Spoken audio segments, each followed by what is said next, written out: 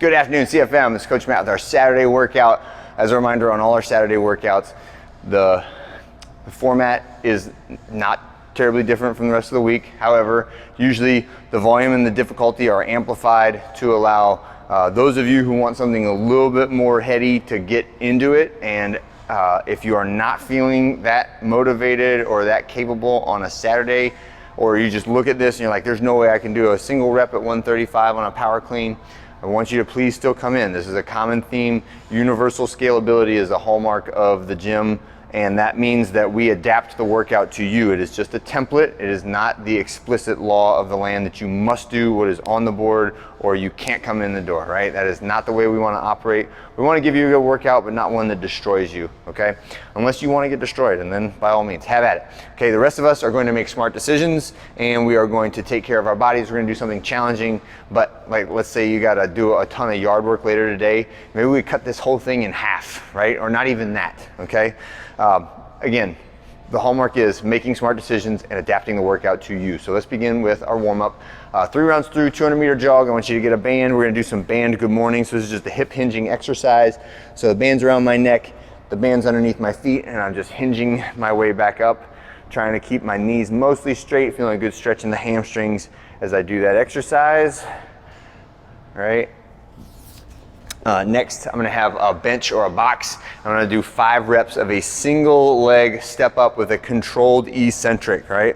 So 1 foot is on the box. I do not want my knee to be above parallel, so it would be wrong if this was a 20-inch box. That would put me above parallel. This is about 16, so it's just right.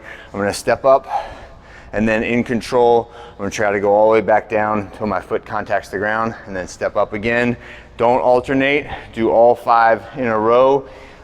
Amplify difficulty by just barely touching your heel only to the ground and not the ball of your foot. That makes it significantly more challenging and prevents you from using your down leg to push off with, okay? So that's our single leg step up. Next one is gonna be some foot drills. So I like to take my shoes off for this, and I'll face the camera so you can see me. So foot drills, 4 positions.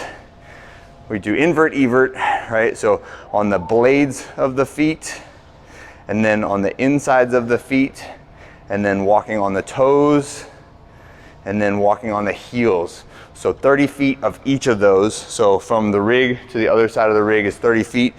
And then you can carry on with your warm up. And this is one of the reasons why I don't usually tie my shoes, so I can take them off and put them on relatively quickly in the midst of a workout.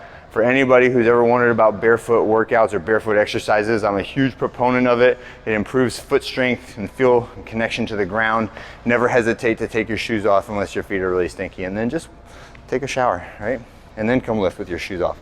All right, so we're gonna do a 3 exercise workout today that is a ladder format on a 40-minute clock, right? So it'll be 1-1-2.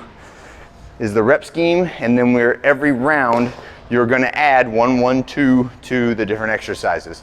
So the 3 exercises are power clean, so this will be from the ground, jump, pull, catch at the shoulders and stand tall.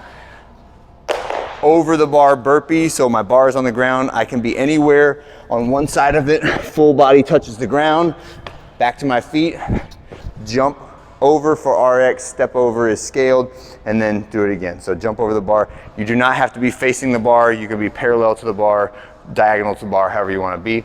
And then the last one is toes to bar. So toes to bar, or wherever you're at in our toes to bar progression. So this is our kipping core movement. So touching the bar between the hands with 2 feet. The alternate versions of this are either a leg raise, a knee raise, or a lying leg raise, right? Where I'm reaching up and trying to touch one of those J hooks set at an appropriate height, okay? Those are my toes to bar progression movements. So round 1 will be 1 power clean, 1 over the bar burpee, 2 toes to bar. Then you go to round 2, 2 power cleans, 2 over the bar burpees, 4 toes to bar, and then 3, 3, 6, and then 4, 4, 8. You keep on going through that, keep on going through that, keep on going through that. At the 20-minute mark, the coach will say 3, 2, 1, run. And you must stop where what you're doing, stop right where you're at, don't do any more reps. go out the door and go for a 1 mile run. It's not a 1 mile time trial, it's just a 1 mile run placed right smack dab in the middle of this workout. So you're gonna run your mile. If it takes you 10 minutes, then you have the remaining 10 minutes to keep on working on your exercises in the gym. So wherever you're at, stop, run out, remember where you're at, either write it down, make a little note on something, out the door and back for your mile, and then pick up right where you left off. Record your mile time in your notes, and then the rest of the score is just rounds and reps of the triplet, okay? And that is it for this Saturday. Hope you guys had a great week of training, and I'll see you for next week.